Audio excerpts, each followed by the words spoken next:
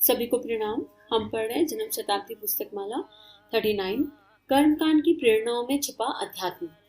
गुरुदेव बहुत सुंदर स्वाध्याय करा रहे थे और गुरुदेव ने समझाया कि हम लोग अगर कर्मकांड को केवल लेके बैठेंगे और केवल कर्मकांड के आधार पर ही चलेंगे तो हम एक बहुत बड़ी गलतफहमी का शिकार बन जाएंगे। हमको बहुत सारी मिसकंसेप्शन हो जाएंगे स्पिरिचुअलिटी के बारे में, कर्मकांड के बारे में।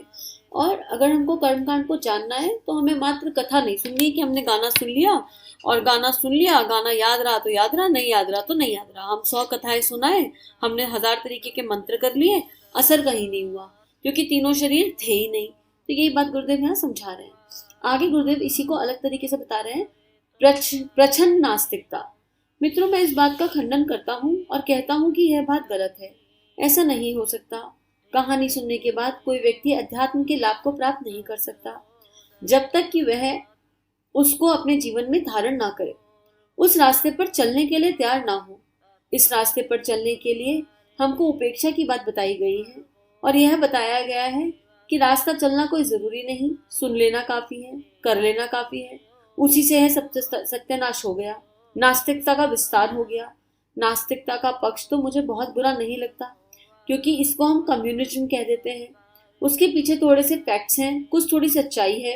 और मित्रों, कोई दिन आएगा जब आप देखेंगे कि हम आध्यात्मिकता की दीक्षा में कम्युनिस्टों को सबसे पहले लेंगे क्योंकि वे विचारशील हैं।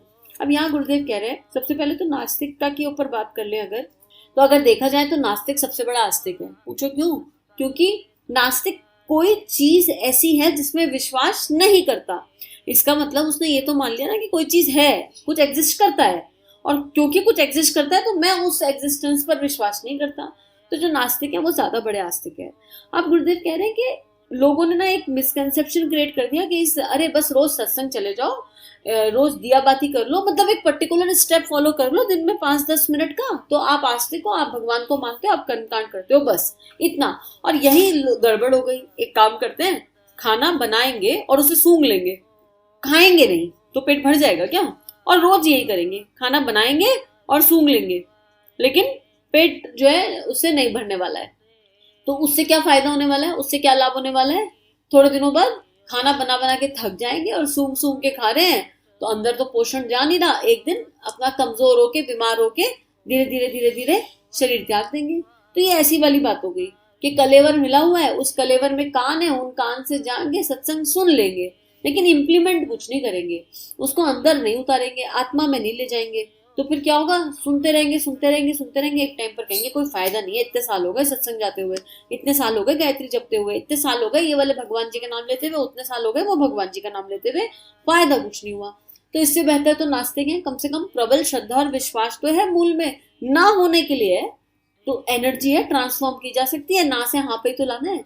एनर्जी जो है, क्वांटम फिजिक्स कहता है कि एनर्जी को केवल ट्रांसफॉर्म किया जा सकता है, खत्म नहीं किया जा सकता कभी भी। तो कम से कम कोई एनर्जी तो है, किसी पे तो विश्वास कर रहे हैं कि हाँ भगवान नहीं है, तो कम से कम भगवान वर्ड तो ले रहे हैं। तो यही बात गुरुदेव यहाँ कह रहे हैं कि वे कहते हैं, अच्छा गुरुदेव क्या लिख रहे हैं? वे कहते हैं कि भगवान नहीं होता, भगवान को हमने नहीं देखा इसलिए हम नहीं मानते। हाँ साहब, ठीक बात है, आपने नहीं देखा तो क्यों मानेंगे? लेकिन जिस दिन हम उनको भगवान दिखा देंगे और भगवान की अकल साबित कर देंगे, जो कि वे सच्चाई की वजह से, प्रत्यक्षवाद की वजह से इनकार करते हैं, इसलिए हम प्रत्यक्षवाद के सिद्धांतों के आधार पर, विज्ञान के आधार पर और दूसरे आधारों पर जिस दिन हम साबित कर देंगे, हमारा विश्वास है तब सारी के सारे दुनिया के कम्युनिस्ट हमारे शिष्य हो जाएंगे। लेकिन आप कभी नहीं हो सकते क्योंकि आपने आध्यात्मिकता के आधारभूत सिद्धांतों को काटकर फेंक दिया। अब गुरुदेव कह रहे हैं हमारे जैसे शिष्य होने से अच्छा जो केवल कर्मकांड के स्तर तक रुक गए, जो अपने भीतर परिवर्तन लाना नहीं चाहते, जो 3 माला करते हैं, कहते हैं हो गया होमवर्क, बस इससे ज्यादा कुछ करने की आवश्यकता ही नहीं है, उन शिष्यों से बेहतर वो नास्तिक हैं जो कम से कम अपने प्रिंसिपल्स के आधार पर कह रहे हैं ना कि भगवान नहीं है। तो गुरुदेव में वो क्षमता है, कह रहे हैं कि हम उनको हम यकीन दिला देंगे, हमारे पास पूरा विज्ञान भरा हुआ है, उनके लॉजिकल माइंड को सेटिस्फाई करने के लिए पूरे लॉजिक्स हैं और वो बेटर शिष्य साबित होंगे। फिर हम उनको क्योंकि बता सकते हैं कि भैया तुम जिस चीज में विश्वास नहीं करते हो वो ये नहीं, यहाँ पर है, अब पानी में चीनी घोल दो तो चीनी दिखेगी थोड़ा ना, लेकिन पानी तो मीठा है। ऐसी भगवान पूरी सृष्टि में घुला हुआ है। तो बहुत सारे ऐसे तर्क, बहुत सारी ऐसी चीजें हैं जिनके माध्यम से बताया जा सकता है कि वो परम सत्ता भगवान है क्या, श्रेष्ठ गुणों का समुच्चय है। तो वो परम सत्ता हम सबके भीतर एग्जिस्ट करती है, जो श्रेष्ठ बन जाएगा उसके अंदर परम सत्ता प्रकट हो जाएगी। अब आगे गुरुदेव लिख रहे हैं, जिन लोगों ने आध्यात्मिकता के आधारभूत सिद्धांतों को काटकर फेंक दिया और सत्यानाश करके फेंक दिया, इसलिए आप पक्के नास्तिक हैं और आप जिंदगी भर पक्के नास्तिक रहेंगे। आप भगवान के द्रोही हैं और उसी तरह का आपका आचरण है और आप वही करते रहेंगे। तो ये उन लोगों के मुंह पर एक बहुत जबरदस्त जो है तमाचा है, sorry for the wrong wording, जो सालों से कर्मकांड में उलझ गए हैं और कर्मकांड का भय है, दिया नहीं जगह तो ऐसा हो जाएगा, इस टाइम पर नहीं हुआ तो वैसा हो जाएगा, और उसके तत्व को, ज्ञान को समझने में जिनका कोई इंटरेस्ट नहीं है और उसी मतलब मिथ्या अध्यात्म को फॉलो कर रहे हैं। टाइम टू टाइम मंदिर जाएंगे, लेकिन मंदिर में क्या है, मंदिर में जाके क्या सीखना है, वहाँ की वाइब्रेशंस क्या, उनको ना फील करेंगे, ना उन वाइब्रेशंस को जानेंगे समझेंगे। तो ऐसे लोग जो है वो अपने जीवन में झांक कर देख लें कि वो जीवन को किस दिशा ले जा रहे हैं। आगे गुरुदेव लिख रहे हैं, कर्मों की अवमानना स्वयं से धोखा है। अर्थात मित्रों, आस्तिकता का मूलभूत सिद्धांत है कर्म फल। आदमी को श्रेष्ठ कर्म करना चाहिए और बुरे कर्मों से अपना बचाव। आध्यात्मिकता का मूलभूत सिद्धांत यह है कि आदमी अनैतिक आचरण से बचे और श्रेष्ठ आचरण की ओर चले। अब गुरुदेव आस्तिकता की डेफिनेशन बता रहे हैं। क्या जब इंसान आस्तिक होता है तो उसको ये समझाया जाता है कि उसको अच्छे कर्म करने हैं, और अच्छे कर्म करना है तो अपने भीतर की अवांछनीयता को निकाल के फेंकना है, और अच्छे कर्म करेंगे तो अपने आप अच्छा फल मिलेगा, और जब भीतर की अवांछनीयता को निकाल कर फेंकेंगे तो अपने आप एक श्रेष्ठ व्यक्तित्व उजागर होने लगेगा, एक इनर ट्रांसफॉर्मेशन होने लगेगा, श्रेष्ठ आचरण जाग जाएगा। तो ये आस्तिकता का सही अर्थ है, सही मायने में। लेकिन यहाँ पर क्या हो रहा है, मनुष्य अवांछनीयता से दूर हो और वांछनीयता की ओर चले, ये आस्तिकता थी। लेकिन हाय रे भगवान, यह क्या हो गया, हमारा अध्यात्मी नास्तिकवादी हो गया। जिस पर हम और आप विश्वास करने लगे, यह नास्तिकवादी अध्यात्म है जिसने मूलभूत सिद्धांतों को ही काटकर फेंक दिया, मटिया मेट कर दिया और ठीक उल्टा प्रचार शुरू कर दिया। हमारे अध्यात्म ने हमको एक गंदी बात सिखा दी कि आप गंदे काम कीजिए, गंदे काम करने से आपको पूरी तरह छूट है, और आप बाद में गंगा जी में स्नान कर लीजिए। गंगा जी स्नान के बाद आप सारे के सारे पाप कर्मों का फल समाप्त हो जाएगा।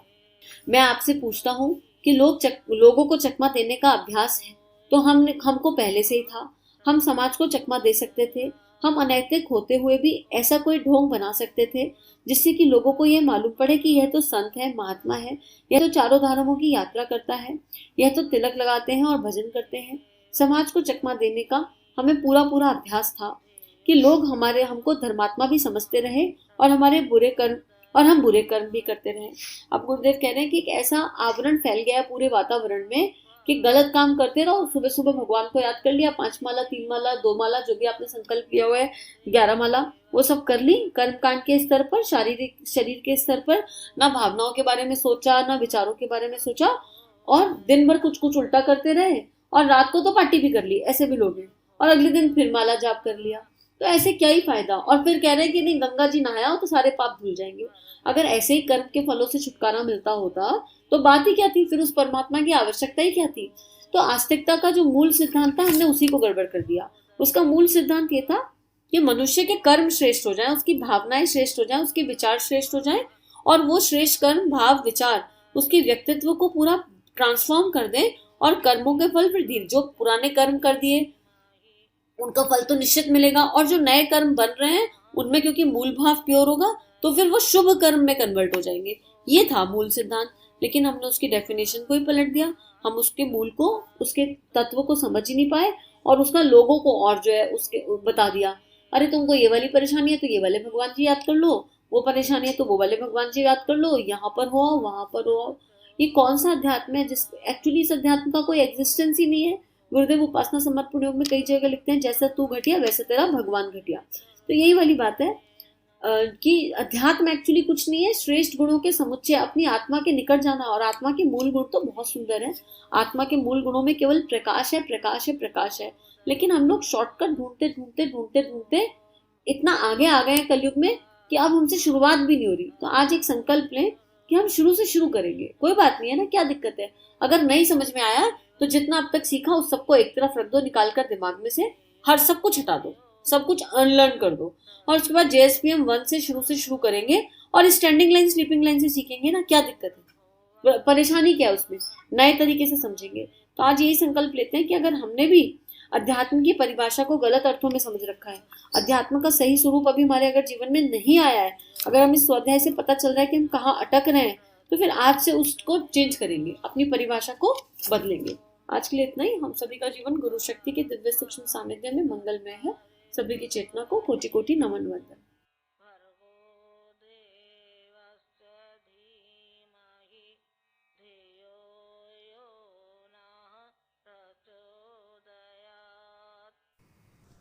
हमारे YouTube चैनल को सब्सक्राइब कीजिए और बेल आइकन पर क्लिक कीजिए ताकि आने वाली सभी वीडियो की नोटिफिकेशन आपको मिलती रहे। आप सभी को बहुत बहुत थैंक यू।